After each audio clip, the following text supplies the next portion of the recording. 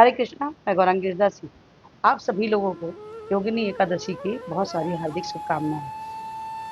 आप लोगों को मैं आज योगिनी एकादशी के विषय में कथा बताऊंगी। ये योगिनी एकादशी, वैसे तो सारी एकादशियां बहुत ही ज्यादा अच्छी मानी जाती हैं, किसी में कोई ये नहीं है। सभी एकादशी का अपना महत्व है। योगिनी एकादशी की आज की कथा है कि इसमें एक राज्य में एक राजा रहा करते थे जिनका नाम था अलकापुरी। राज्य में एक राजा रहा करते थे जिनका नाम था कुबेर। कुबेर जो थे बहुत ही अच्छे शिव भक्त थे। शिव जी की बहुत पूजा किया करते थे। और मतलब उनके पास एक सेवक था जो यक्ष था। उसका नाम था हेममाली। हेममाली भी अपने स्वामी के लिए पूरी तरह से निष्ठा से भक्ति किया करता था। वो राजा की सारी बातों के सारी जरूरतों का पूरा करता था। हमेशा ही वो शिव जी के लिए बगीचे से जाके पुष्प लाना, अच्छे अच्छे पुष्प लाना, ये सब सारी सेवाएं हेममाली किया करते थे। बात कुछ इस प्रकार की, जो हेममाली थे वो यक्ष थे।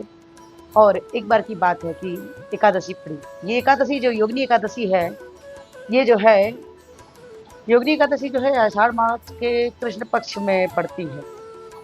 इसको करने से 88,000 ब्राह्मण भोज का आपको फल मिलता है।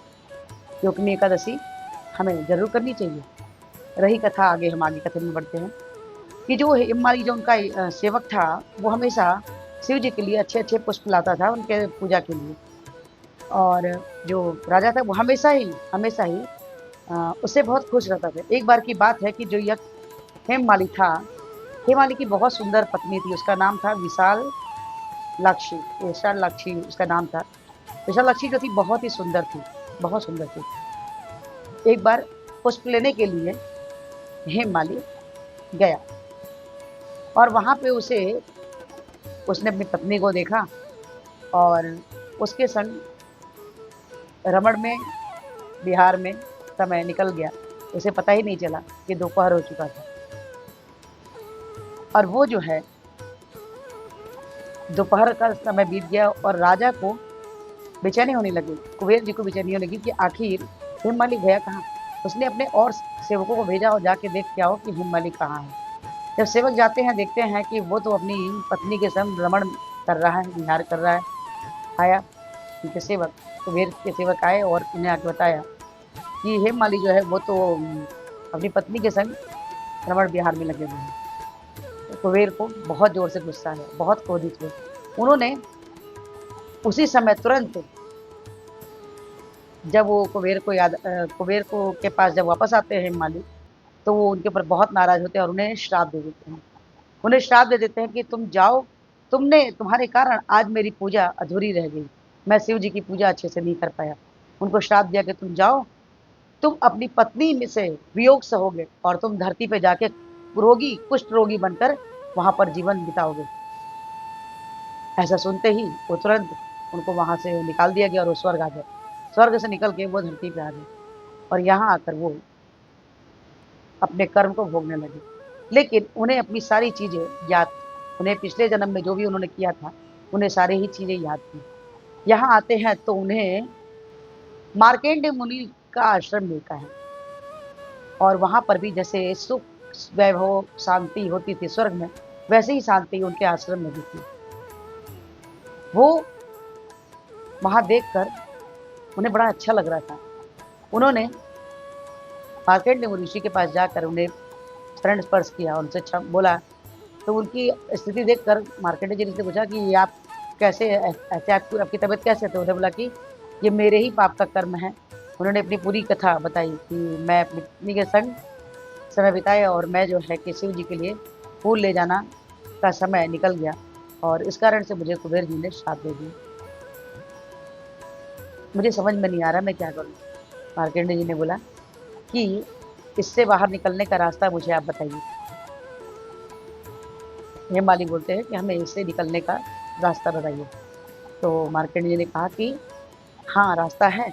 उन्होंने उन्हें बताया कि आप योगिनी एकादशी कीजिए।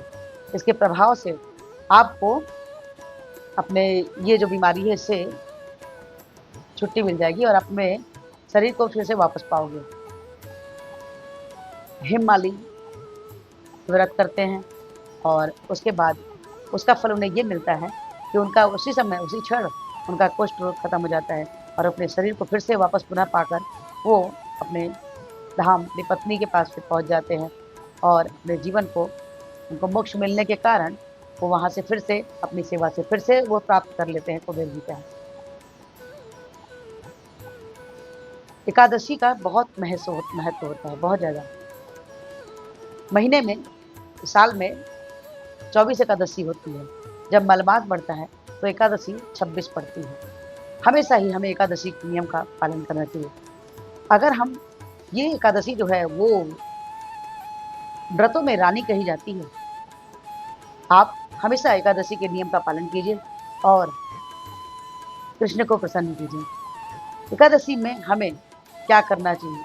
हमें ब्रह्म मुहूर्त में उठकर सुबह-सुबह जल्दी उठिए, स्नान कीजिए, कृष्ण को स्नान कराइए और उनके स्नान करने के बाद उन्हें कुछ भोग लगाइए और उसके बाद बैठकर जप माला कीजिए, जप कीजिए। जप कौन-सा है? हमारे आचार्य श्रील प्रभुपाद ने हमें जप करना बताया है हरे कृष्ण, कृष्ण कृष्ण हरे हरे, हरे राम, राम राम हरे हरे। तो हरे कृष्ण महामंत्र जपिए और कृष्णा के सबसे प्रिय बच्चे बन जाइए। अगर आप एकादशी के नियम का पालन करते हैं तो आपको भी मोक्ष की प्राप्ति होगी और कृष्णा के प्रेम को प्राप्त कर पाएंगे। हरे कृष्णा। आपको ये आज का कैसा लगा? अगर अच्छा लगा हो तो प्लीज़ लाइक कीजिए, शेयर कीजिए, सब्सक्राइब कीजिए और इस वीडियो को ग्रंथ प्रार्थना के बारे में चैनल ने जैसा बताया वो मैं आपको पहले ही बोल चुकी हूँ कि 16 माला जप कीजिए। 16 माला नहीं भी होता है तो 1 माला जप कीजिए, अच्छा लगता है तो 2, 2 से 4, 4 से 6, 6 से 8 से 16, जैसे 16 में आते हैं आपके ऊपर कृष्णा की हेतु कृपा होनी चालू हो जाती है। तो एकादशी का पालन कीजिए। हरे कृष्णा, राधे राधे।